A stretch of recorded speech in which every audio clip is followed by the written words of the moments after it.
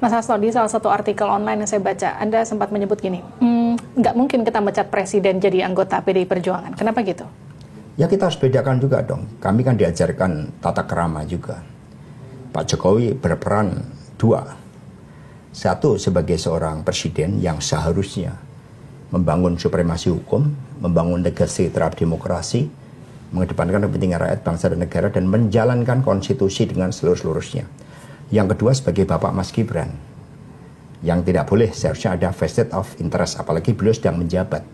Persoalan nepotisme ini karena sedang menjabat, berbeda dengan yang lain. Nah, inilah yang kemudian kami sampaikan. Bagi kami, Pak Jokowi sebagai presiden, kami tetap hormati. Tetapi apa yang dilakukan terhadap konstitusi, terhadap demokrasi, terhadap sumpah presiden, ketika itu dilanggar, kami tidak bisa membiarkan itu. Maka kemudian kami melakukan berbagai upaya.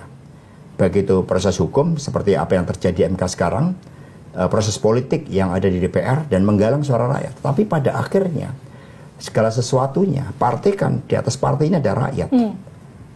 Rakyatlah yang juga akan menentukan sosok pemimpin mana yang betul-betul membangun komitmen bagi bangsa dan negara, sosok pemimpin mana yang membangun komitmen pada akhirnya hanya pada keluarga. Tapi seberapa berat pemilu kali ini ketika ada perang saudara? Saya bilang perang saudara di dalamnya, Mas. Kita nggak pakai istilah perang lah. Kita pakai istilah apa dong? Ya, inilah realitas kehidupan bahwa seseorang bisa berubah karena kekuasaan, padahal kami kawal selama 23 tahun. Saya baru tahu tadi dari Pak Komarudin Watubun. Ternyata ketika mencalonkan sebagai gubernur, kami nggak tahu sama sekali kekayaan Pak Jokowi. Ya kami lihat beliau sosok yang sederhana, makanya kami gotong royong. Pak Komarudin itu sampai menjual mobilnya. Mas Prananda itu sampai mengumpulkan dana saksi 6,2 miliar. Pengurus-pengurus partai kami, yang sebagian besar dari kalangan rakyat biasa, mengumpulkan di Jakarta 1,4 miliar. Itu sebagai modal Pak Jokowi sebagai calon gubernur. Meskipun di internal juga ada suatu dinamika, tapi kami memberikan prioritas kepada Pak Jokowi.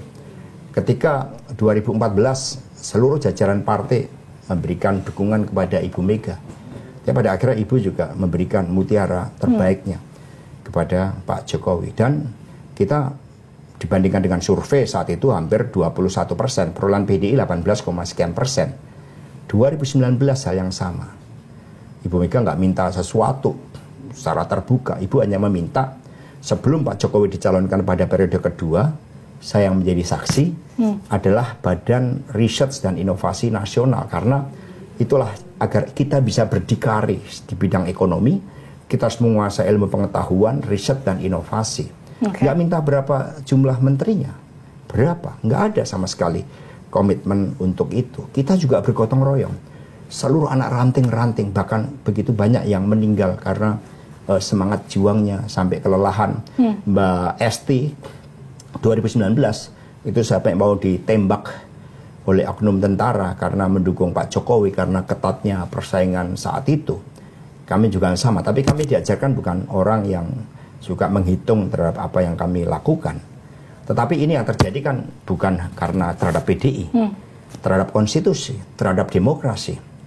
Maka semengapa saya juga menyuarakan itu, karena agar apa yang telah dibangun dengan susah payah ketika kita masuk dalam sisi gelap kekuasaan pada zaman Orde Baru dan kita memulai zaman demokrasi, itu tidak terjadi lagi berbagai persoalan-persoalan yang mematikan demokrasi. The darkness of the Indonesian democracy.